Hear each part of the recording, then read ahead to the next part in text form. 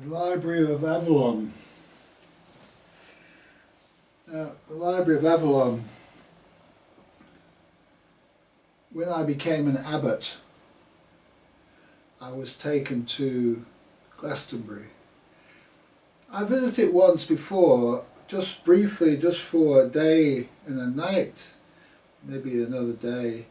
When I first arrived in the UK, I found myself in Glastonbury without knowing, without intending to go to Glastonbury. I'd never heard of the place before.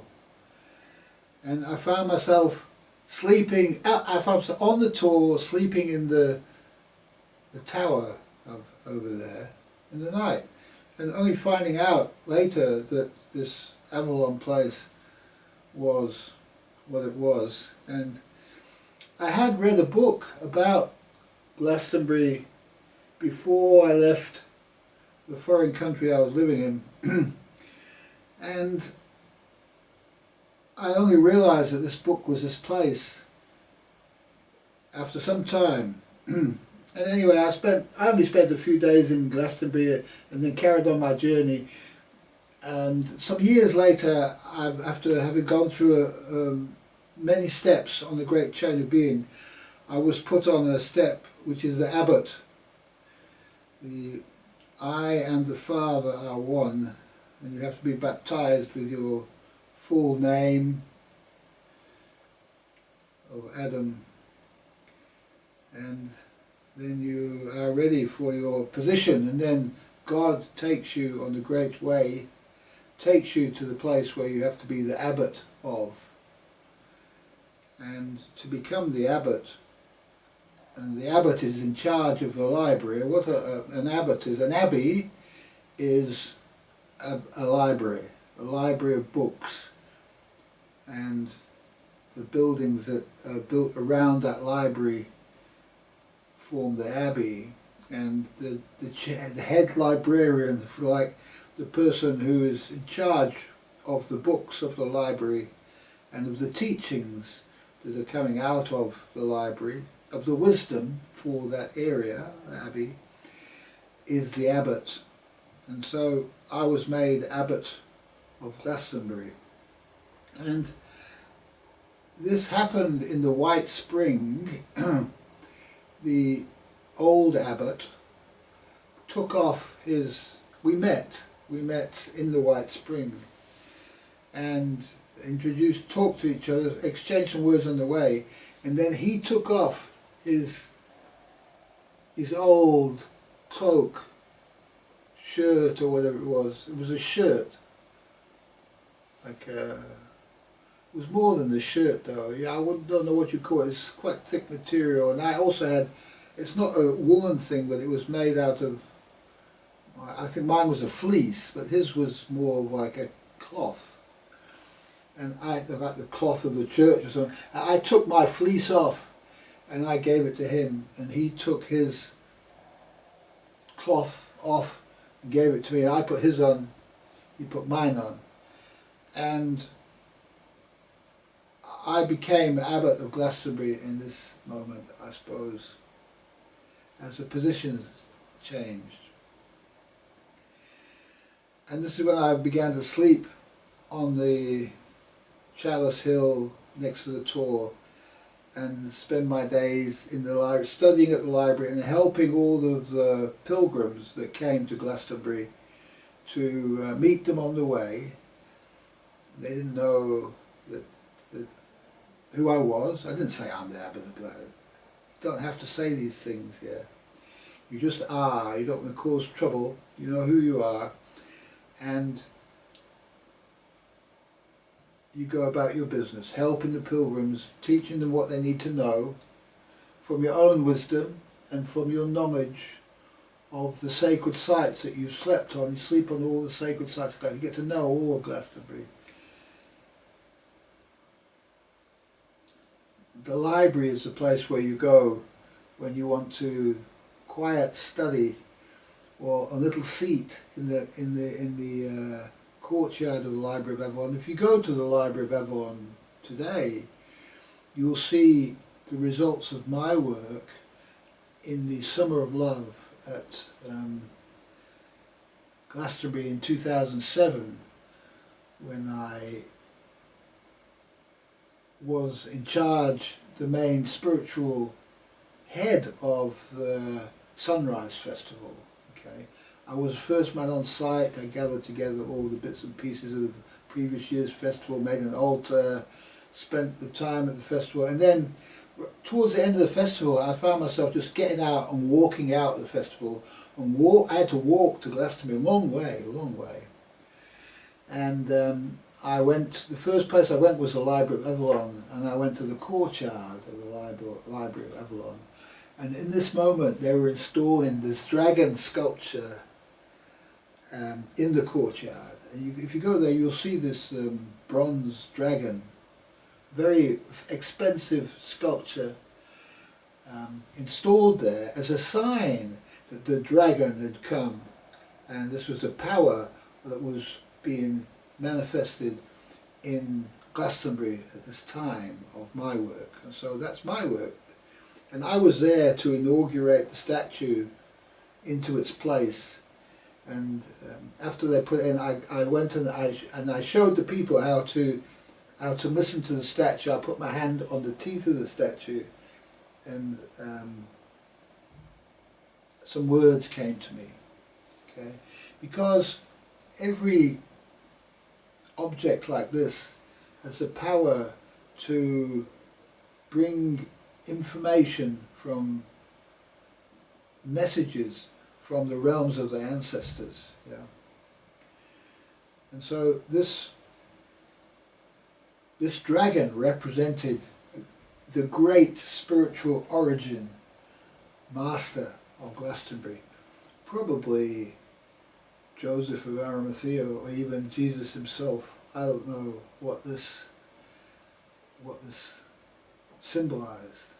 It symbolized a very, very powerful spirit. And I've had messages from statues. I've gone and knelt at the foot of the statues of Goethe and Schiller, got messages from them. I've been to the statue of Magellan in Porto, near Porto, and I've got messages from him as an ancestor. And these are things that you can do on the way. And the Library of Avalon is a wonderful place. There's some great books in there. Okay.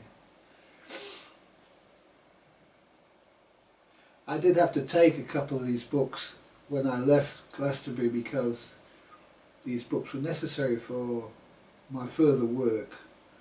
So I hope they managed to replace the books that I took. There weren't many, just a few that I needed for my work. And so they used to have chained libraries in the past, and one wonders whether this was done in the will of God or whether it was the will of the devil that wanted to chain all these books up to stop the books moving around. And I feel it probably is the will of the devil to want to create a chained library. And one has to respect that nature knows best where the books belong. And so you'll see the card, as I made the card, you'll see that you have the tour. This is a Glastonbury tour, which is the power of the place. The tour gives is an opening into the ancestral realms, the realms of heaven and spiritual realms. And out of those realms is coming the actual books themselves. The people are just the play, the ones that buy the books and put them in the library and move them around. These are just playing their part. But the books actually belonged to the spiritual heavens, and you can see how they're coming out of the tour itself.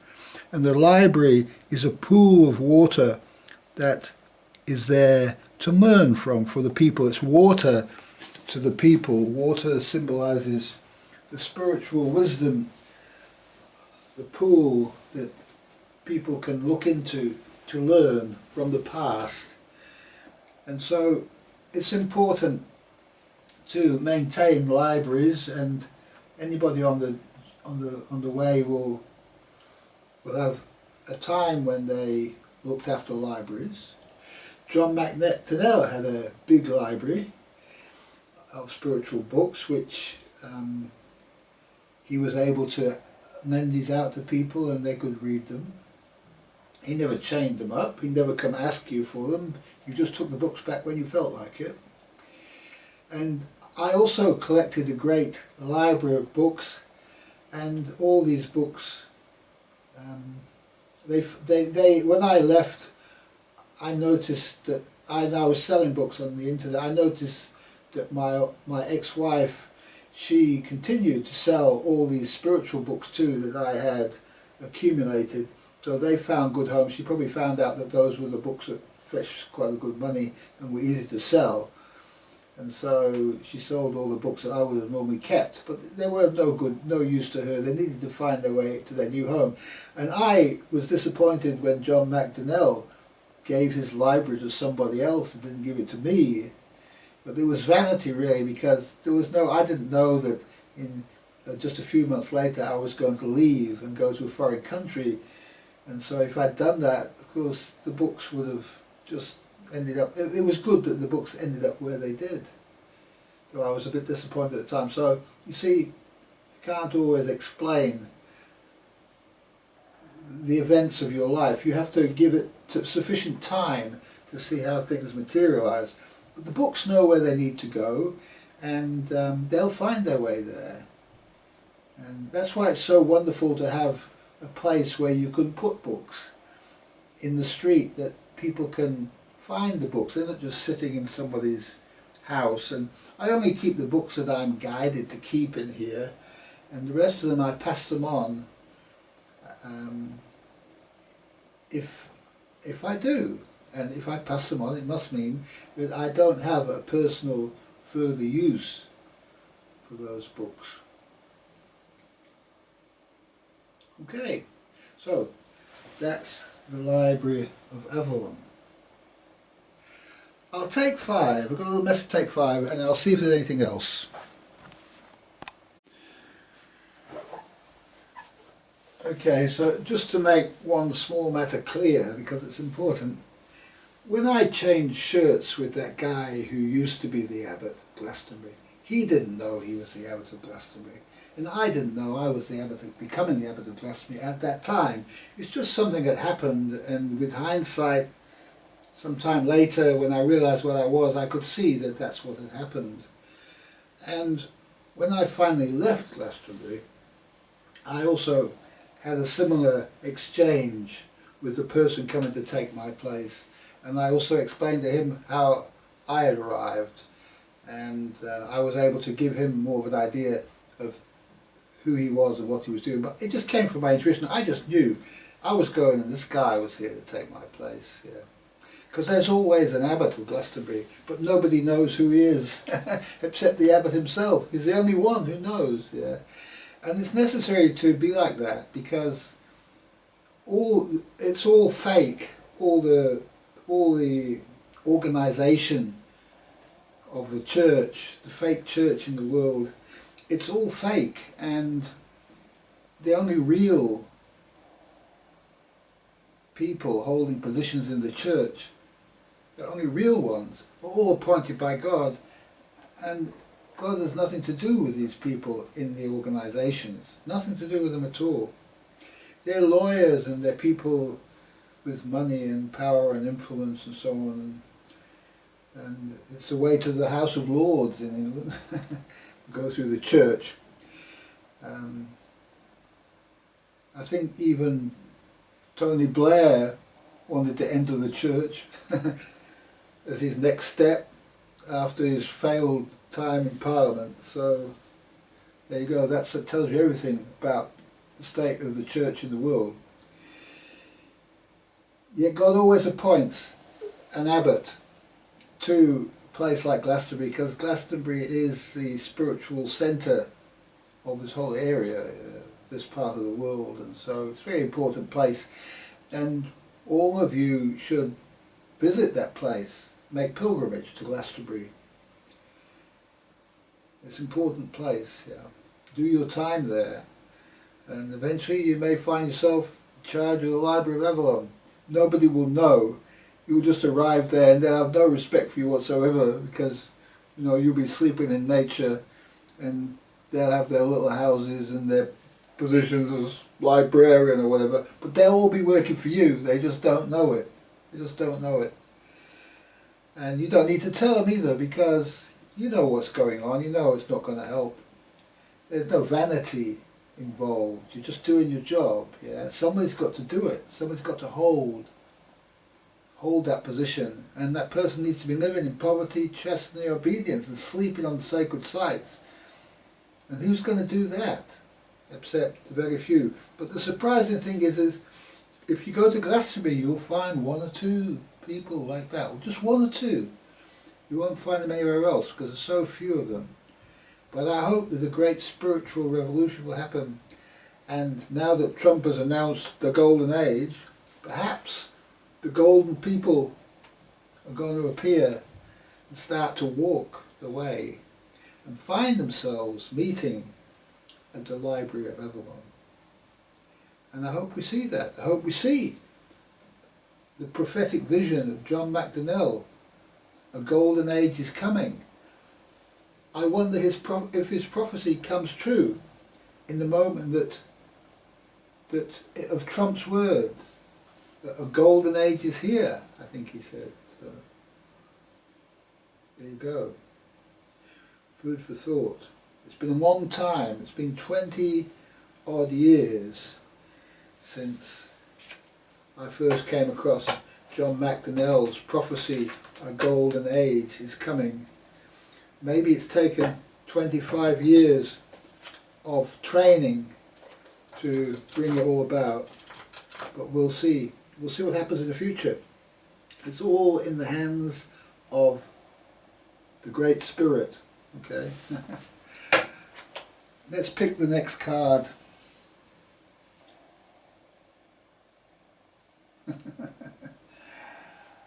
Look what I'm looking at right on the top. Right on the top.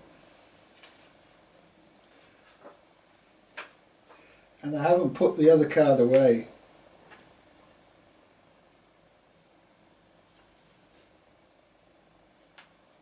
I'm going to take this card and I'm going to put it away.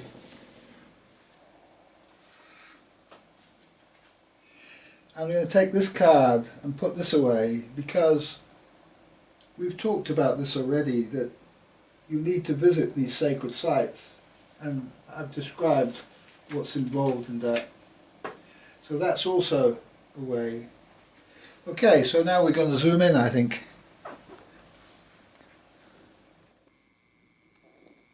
Interesting how these things happen on the Great Way. Okay, so let's take our card. So we're going to pick the next card for the next video. I'm going to cover this in the next video.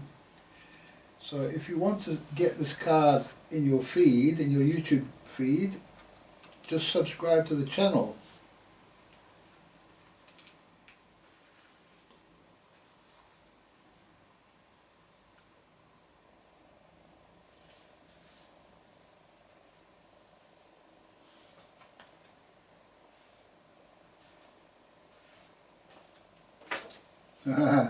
Okay. The door. The door. Oh dear me. This is going to be an interesting story. I've told this story once before, I think, but it has to go again here on the cards. It's a wonderful thing, the door.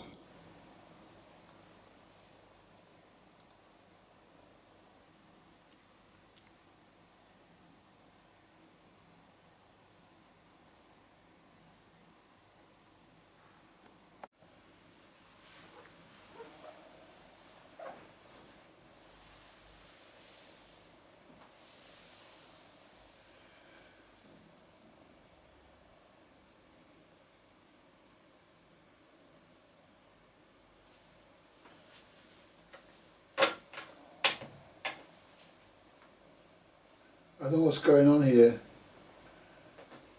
I was told to take that and put it back.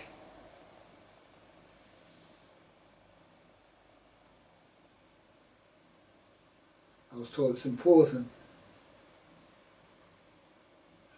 The door is probably the most important card in the pack.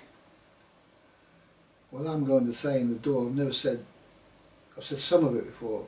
I've never said it in its entirety before. And so, what I can say is, as well as I and the Father are one, I'm also able to say, I am the door. Okay, now there's a mystery there. And it's another level beyond the Abbot, higher level that I passed through just recently. And I'm going to be talking about that in that card. And so it's a very important card to hear, I feel. Okay, thank you.